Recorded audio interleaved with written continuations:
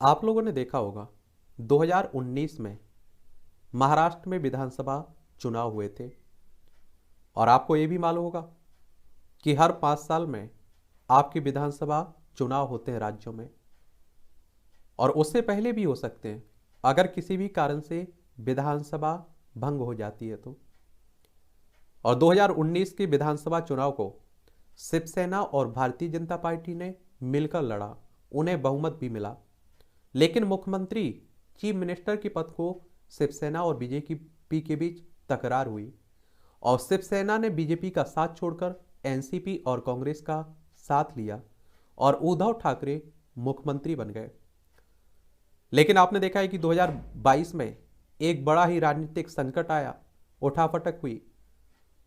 और आपने देखा है कि एकनाथ शिंदे के नेतृत्व में शिवसेना के विधायक अलग होकर बीजेपी के साथ मिल गए और सरकार बनाई और एकनाथ शिंदे मुख्यमंत्री बने। उसके बाद आप देखिए चुनाव आयोग में ये मामला पहुंचा, अदालत में भी ये मामला है।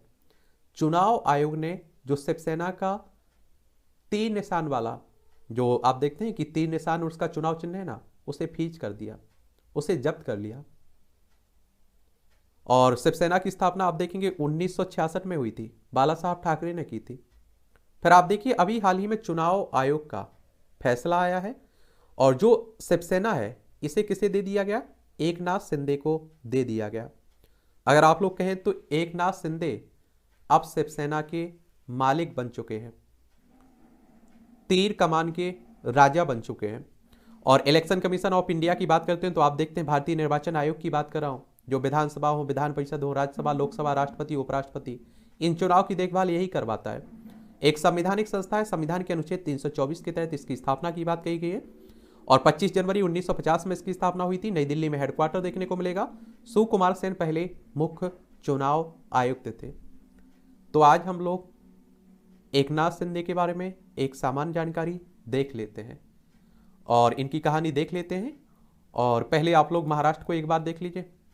देखिए ये हमारा प्यारा भारत है, देखिए एशिया में, और इसमें आप देखेंगे तो महाराष्ट्र आपको देखने को मिल जाएगा। मुंबई इसकी राजधानी है और आप देखेंगे कि इसकी सीमा गुजरात, मध्य प्रदेश, छत्तीसगढ़, तेलंगाना, कर्नाटक और गोवा से लगती है।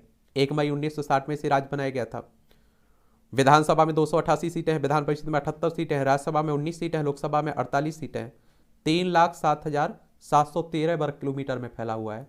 ठीक है, इसका क्षेत्रफल में तीसरे नंबर पर आता है। पहले पर राजस्थान, दूसरे पर मध्य प्रदेश, तीसरे पर महाराष्ट्र का नंबर है। एकनाथ शिंदे को आप लोग अपनी स्क्रीन पर देख ही रहे हैं।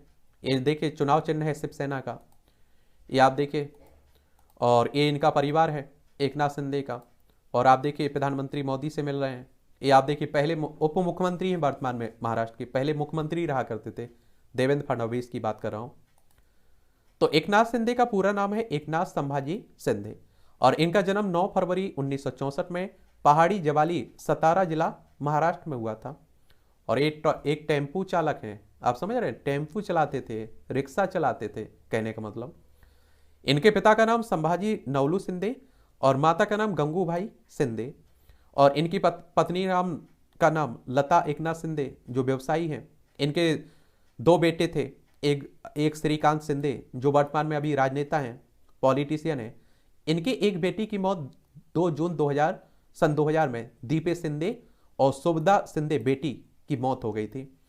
कहते हैं कि ये कहीं घूमने गए हुए थे और उस समय इन बच्चों की उम्र आप देखेंगे, इनके बेटे की उम्र 11 साल थी, बेटी की उम्र 7 साल थी और सतारा जिले में घूमने गए थे। बोटिंग जो आप देखते हैं, नाव की सवारी करते हैं ना, उसी में वो डूब गए थे इन्हीं के सामने। इनकी शिक्षा की बात करें तो new English high school Thane Mumbai से इन्होंने शिक्षा ली हुई है। वासवंतराव चौहान मुक्त विश्वविद्यालय महाराष्ट्र इन्होंने आगे की शिक्षा ली हुई है। और 1981 में मंगला हाई स्कूल से 10वीं और जूनियर कॉलेज ठाणे से 11वीं पास की हुई है। और आप देखिए महाराष्ट्र से इन्होंने यशवंतराव चौहान मुक्त विश्वविद्यालय से स्नातक की पढ़ाई की हुई है, तो पढ़े लिखे भी हैं। और आप देखिए राजनेता हैं, व्यवसायी, बिजनेसमैन भी हैं, शिवसेना पार्टी से जुड़े हुए हैं। और मुझे लगता है कि देश के इतिहास अगर उठा के देखें तो पहली बार ये देखने को मिल रहा है कि जो पारिवारिक पार्टियां होती हैं, अक्सर क्या होता है, परिवार में अगर कोई इस तरह का विवाद होता है तो उस पार्टी का चुनाव चिन्ह सीज कर लिया जाता है। दोनों गुटों को अलग अलग चुनाव चिन्ह दे दिया जाता है। अभी आपने देखा होगा कि जब जो रामविलास पासवान की पार्टी थी उस पर विवाद हुआ था, कांग्रेस में भी इसी तरह का विवाद कई बार हुआ है।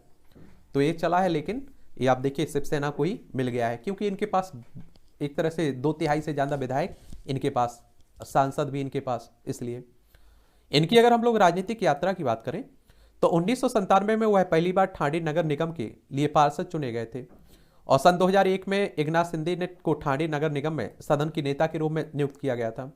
2002 में वह दूसरी बार ठाणे नगर निगम के निगम से चुने गए थे। 2004 में उन्हें महाराष्ट्र विधानसभा के लिए निर्वाचित किया गया था, और 2005 में एकनाथ शिंदे को ठाणे जिला का शिवसेना प्रमुख नियुक्त किया गया था। वह शिवसेना पार्टी में इतने प्रतिष्ठित पद पर नियुक्त होने वाले पहले विधायक थे। 2009 में शिंदे को दोबारा से महाराष्ट्र विधानसभा के लिए निर्वाचित हुए थे। और विधायक बनना होता है तो आपकी उम्र कम से कम 25 साल होनी चाहिए, अधिकतम उम्र की सीमा नहीं रखी गई है। और विधायकी का चुनाव डायरेक्ट जनता के द्वारा होता है, मतदाताओं के द्वारा होता है, और जिनकी उम्र 18 साल हो चुकी होगी, उनका वोटर सूची में नाम जुड़ चुका होगा, वो वोट डालने भी जाते होंगे। 2014 में उन्हें महाराष्ट्र विधानसभा के लिए तीसरी बार निर्वाचित किया गया था, चुना गया था, और अक्टूबर 2014 से 2014 तक, दिसंबर 2014 तक महाराष्ट्र विधानसभा की विपक्ष के नेता भी रहे। फिर आप देखेंगे 2014 से 2019 तक उन्होंने महाराष्ट्र सरकार में PWD के कैबिनेट मंत्री के रूप में काम किया। एकनाथ शिंदे ने 2014 से 2019 तक ठाणे जिले के संरक्षक मंत्री भी रहे। 2018 में उन्हें शिवसेना पार्टी का नेता नियुक्त किया गया था। 2019 में वह महाराष्ट्र राज्य सरकार में लोक स्वास्थ्य और परिवार कल्याण मंत्री भी रहे। 2019 में वह लगातार चौथी बार विधानसभा के सदस्य बने, और 2019 में शिवसेना विधायक दल का नेता भी चुना गया था। 28 नवंबर 2019 को महाराष्ट्र के मुख्यमंत्री उद्धव ठाकरे की अध्यक्षता में उन्हें महाविकास अघाड़ी के तहत कैबिनेट मंत्री बनाया गया था। 2019 में एकनाथ शिंदे को शहरी विकास और लोक निर्माण मंत्री भी नियुक्त किया गया था, और 2019 में उन्हें गृह मंत्री कार्यवाहक नियुक्त किया गया था। वह इस पद पर 28 नवंबर 2019 से 30 दिसंबर 2019 तक रहे थे। 2020 में उन्हें ठाणे जिले के संरक्षण मंत्री के रूप में नियुक्त किया गया था, और 30 जून 2022 को एकनाथ शिंदे महाराष्ट्र के 20वें मुख्यमंत्री के रूप में चुने गए थे। और आप देखिए शिवसेना में भी बहुत बार टूट हुई, आप देखेंगे, लेकिन कभी इस तरह का मतलब चुनाव चिन्ह नहीं मिला किसी और को, ये पहली बार ऐसा हुआ है। तो उद्धव ठाकरे को तो हकीकत में आप देखिए तगड़ा झटका माना जा रहा है, ये भी आप लोग याद रखिएगा। और बाकी आने वाला इतिहास क्या करता है, आने वाला समय इनके लिए किस तरह से रहता है, ये तो आने वाला वक्त ही बताएगा। तो ये शॉर्ट बायोग्राफी इनकी कह सकते हैं आप लोग, और आने वाले वक्त को देखने के लिए आप लोग न्यूज़पेपर फॉलो करते रहा करिएगा। आजकल तो सोशल मीडिया पर आप लोग एक्टिव हैं, स्मार्टफोन का ज़माना है, तो वहाँ से भी आप लोग जानकारी इकट्ठी करते रहते हैं। और किसी के बारे में बात करनी हो तो उसका नाम आप लोग नीचे बता सकते हैं, ठीक है।